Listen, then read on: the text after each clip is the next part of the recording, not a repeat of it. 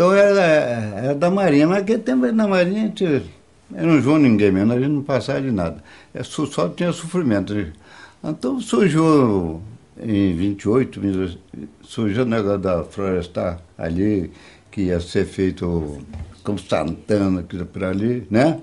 Então eu saí para Florestar. Mas era só lá no Rio, Jardim Botânico. Aí quando foi em 1933, aí começou esse parque aí. Aí eu vim para cá, porque eu lá eu fazia aquele negócio de rolamento, assim, eu era garotão, mas era feitor, né? Aí trabalhava no negócio de rolamento por ali. Então eu vim para cá para tocar isso aí, do sanatório para cima, que não tinha estrada, não tinha nada, né? Então eu quem fez comando do sanatório para cima, negócio de estrada, ponto de banho, ponto das escalas das pedras, tudo foi no meu comando. Aqui era Barão de Melo esse tempo. Então, isso aqui não tinha estrada, é um lugar de Itatiaia até sanatório, não tinha 10 casas. Juntando Itatiaia até o sanatório, não tinha 10 casas. Essa festa foi a festa mais animada que nós tivemos por aqui, foi a festa do Getúlio. A festa mais animada. Porque esse tempo isso aqui era um lugar morto, né? E só tinha uma estrada muito má, porque não havia carro, não havia nada. Então tinha uma estrada muito má até o sanatório, porque o sanatório foi feito, começou em 1924, fizeram o sanatório. Então não havia estrada. Onde o sanatório, ali para mostrar ao secretário do sanatório, era um pantano de barro, né? Esse tempo. Então, quando surgiu o parque, já tinha muito mais animação. E tanto o sanatório já tinha muito doente, era muito visitado de todo mundo. Aí depois, quando surgiu o Parque Nacional, que em 1937, aí pronto, que deu essa influência aqui nesse lugar. A primeira casa de tijolo que tem foi essa do chefe, nós fizemos dia de domingo. É o biscate, porque a gente ganhava muito pouco, então a gente trabalhava a semana, igual o dia do descanso da gente, que nós fizemos a casa, tudo a casa do chefe tinha aí era de barro, casa de barro. Então foi modificado, nós fazemos como biscate os dias de domingo. Até eu também pedi, porque trabalhei. Não, quando eu ia receber o dinheiro, eu ia receber com o japonês, foi quando ele apareceu morto. Não cheguei nem a receber. O Marcon justamente era o companheiro que topava toda a parada comigo. Nós dava um grito na apagando de fogo, que era tudo no ramo, não existia esse negócio de bombeiros, não era tudo no ramo. E dava fogo. Tem fogo nós levar 48 dias pagando.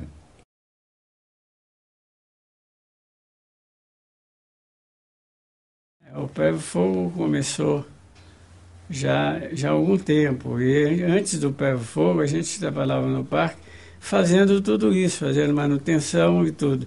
Mas não direto para o Pé Fogo. Éramos um grupo pequeno, 7, 8 homens. E aí, no decorrer desse tempo, eu fui observando que tão pouca gente assim não podia fazer um serviço melhor. Então eu comecei a pensar na formação de um grupo maior, mais homogêneo, para se poder, talvez, subdividir esse grupo no caso de uma necessidade. O Pé Fogo Itatiaia foi composto com 7 homens, foi para 14, depois foi para 28. Foi a primeira brigada a nível nacional. E depois todo mundo criou um modelo nas unidades. A técnica aqui em Itatiaia é diferente de diversas outras unidades. Nós aqui, por exemplo, temos a necessidade do abafador, tem necessidade do pulasco e funciona os dois. Para mim é até meio difícil falar do parque, porque eu gosto muito dele.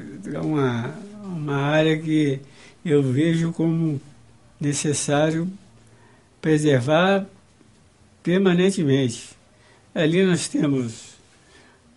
temos nascente d'água, Nós temos as florestas que os pássaros vivem lá, que os animais silvestres. Se nós tivéssemos acabado com a floresta, seria igual aqui. Não teria nenhum um animal, nenhuma ave, teria tudo morrido.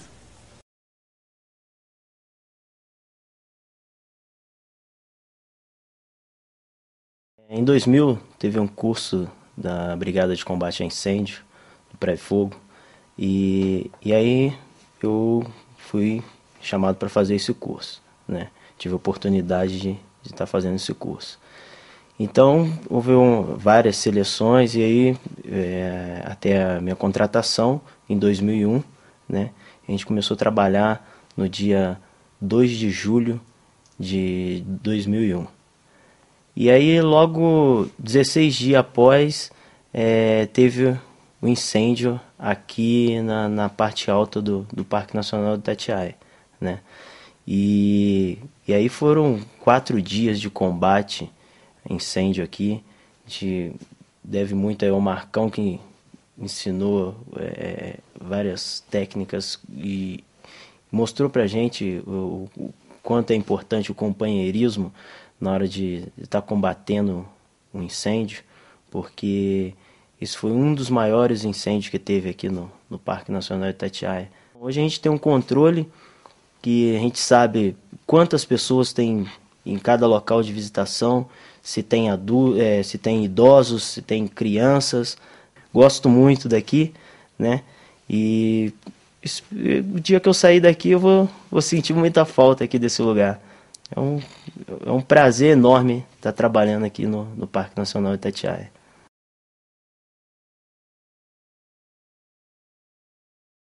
Estou nesse parque porque eu acredito que a educação seja o futuro desse país. Eu acho que a educação é o fator mais importante que existe. Então, se a gente começar a repassar os conhecimentos assim, em relação ao ambiente, no caso, porque a gente está aqui num parque nacional, que a gente tem que se preocupar com isso, é uma unidade de conservação. Né? Se a gente conseguir passar isso para eles como um valor importante, se a gente conseguir criar neles um vínculo afetivo com o parque, a gente acredita que com que isso traga frutos super importantes, não só para o parque, mas para a vida deles, porque eles têm que se preocupar com o lugar que eles moram também, com o bairro, com a cidade, com o planeta como um todo também. A gente trabalhando a questão do lixo, por que é importante separar o lixo, por que é importante a gente dar um destino para esse lixo que não vá comprometer o ambiente. A água, a importância da água para a vida deles, para a nossa vida, para a vida do planeta.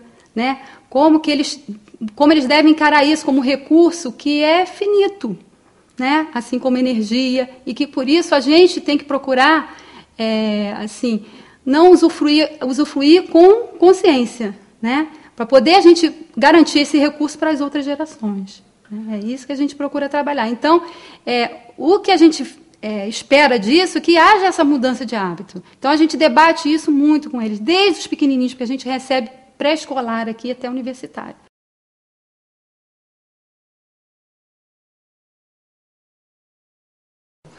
Eu vim para Itatiaia. Meu pai trabalhava aqui no parque.